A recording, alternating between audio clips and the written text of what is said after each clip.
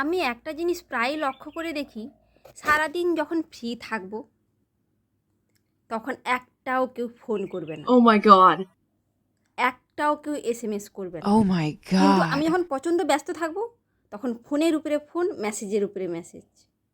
এটা কি ভাই?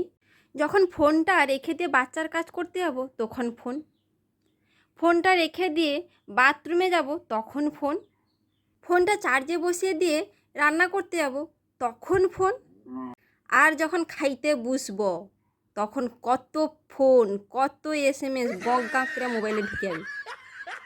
2 ঘন্টা ধরে রাস্তার দিকে তাকিয়ে বসে থাকবো, তখন দাদা আসবে, ঠিক বাথরুমে চলে যাই।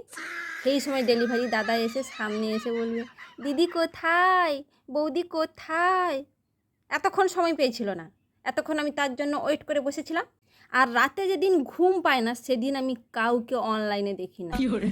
যেই আমি শুয়ে পড়বো সেদিন যদি ঘুম থেকে উঠে দেখি মেসেজের ছড়াছড়ি, 100টা খেলে মেসেজ পাবো, তখন কাকে ছেড়ে কাকে যে রিপ্লাই দেবো আমার মাথা কাজ করে না।